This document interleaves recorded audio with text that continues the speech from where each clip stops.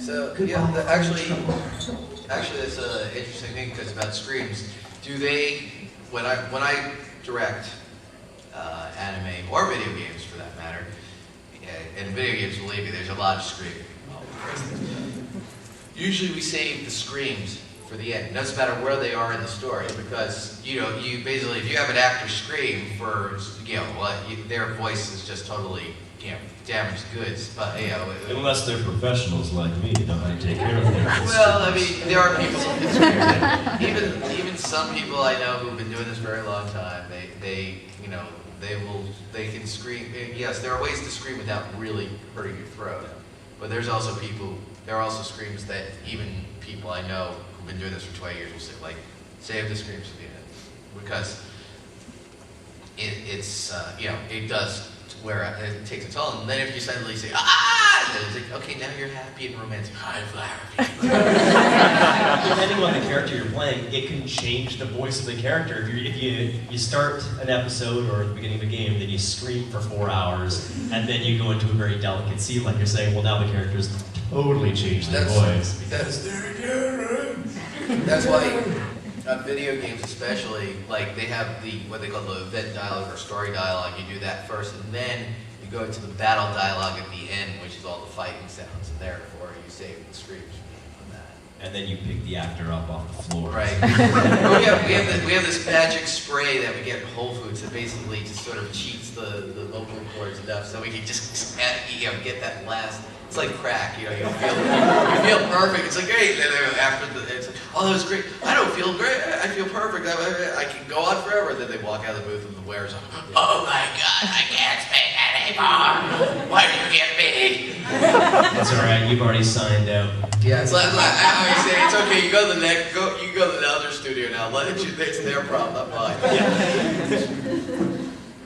So okay, we got some questions. You first, and then you say with the red hair. Brad, since you at the beginning of your acting, voice acting career, did you ever, once in a while slip back into a Canadian accent? Oh yeah, I'm Canadian. See, here's the thing. Being Canadian, I grew up on American television for the most part, right? So I don't even notice that I speak differently than you guys until I'm recording an anime series, and which is funny because the character is, usually the character is Japanese or something, but he has to sound American. Can't say any Canadian type words. I'm like, well, he's Japanese actually, but okay, I understand what you're saying. So yeah, you do catch yourself, and when I come to these things, especially after the convention hours, if I'm hanging out with the other voice actors.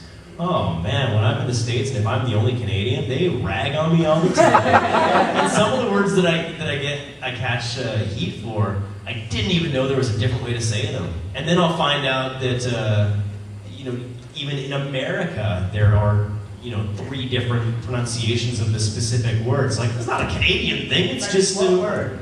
I've never said roof in my life. The thing you can put on top of the house. On top of the house.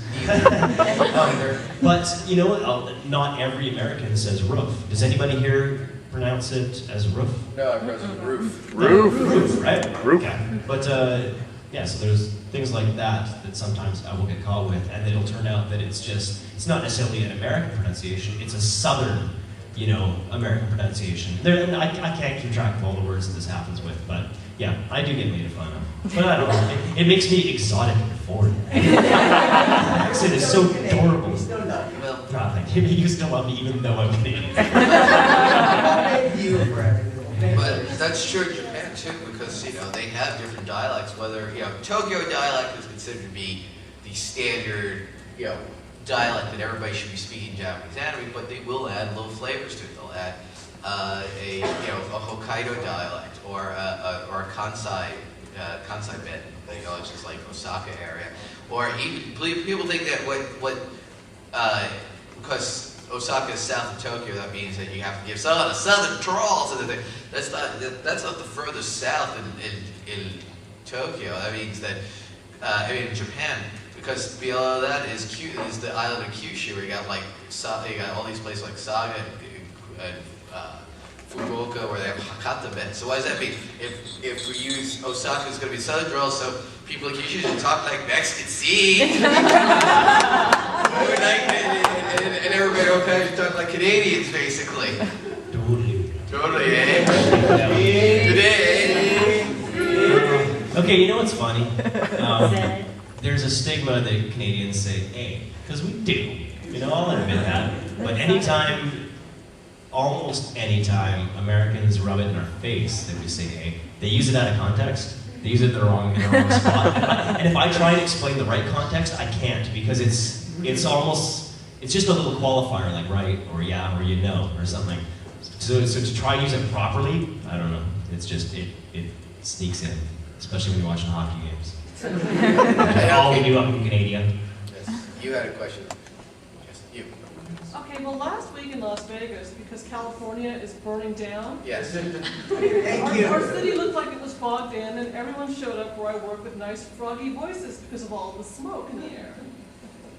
What do you guys do if there's something like that happening in California or wherever you live? There's some sort of something in the air, or maybe all the pollen in the air is making everyone show up and croak into the microphone. Well, Do you just go that's, along? I mean, I'm sure that it happens everywhere, that the people sometimes come to work with allergies or sickness or things like that. Now, Sometimes it's called hangover. I mean, the actors, you know, for actors, they don't want to basically show up. They don't want to say call on the morning of the things. I'm sick, I can't come in, because then people get pissed off. You know, unless they're afraid that if they piss off the studio, that they're not going to get called in for other work or something like that. They'll get, you know, they'll say, oh, we just killed 2 hours. We lost 2 hours of recording time because the actor didn't show up, unless they can find a replacement really quick. But so they usually will come in. They'll do what they can. They'll take their medicines and their antihistamines, or just try to wing it. And what happens to us when that happens? I always say to the actors, look, if you're sick, if you feel sick the night before, let me know. I can try to, you know, reschedule you or something like that. But sometimes they come in and it's like, oh, I didn't know I was sick. I woke up this morning. So what I'll do is, at that point, it's too late to to switch it with somebody else. So what I'll do is have them do all the reactions, like, huh, what, huh? Because That's a good thing. Yeah, because that doesn't take all the effort, and I'll make them yell, because that way their voice is already shut. So they, but that I'll do everything that isn't spoken dialogue. The funny thing was, I worked on a game recently, and one of the characters in it, he really has to talk all kind of, you know, really kind of, he has to have an attitude like, I don't give a damn about anything, I'm really cool, you know, very casual. It was, you know, you have to be, it's just sort of let him totally relax. And the problem was, when he was coming in, he was like totally, he was always being a little tense with the voice, and, you know, I'm like, relax, just drop, you know, you just let your natural voice progress, you know, come out, and just, it's like, oh, you know, he would, like, whenever it comes to an action or a bit more intense scene, he would like tense up, really tighten up on his vocal cords and like go up a couple of octaves. I'm like, no, you got, and then he got sick. And suddenly he couldn't put so much stress on his voice. And he was sounding perfect. I said, whoever you got, or just keep hanging around and stay sick. Next time he comes in soon. Okay, before you come in, I want everybody in the building to cough on him. Keep him this way. We're going to let the virus mutate and give it back to him.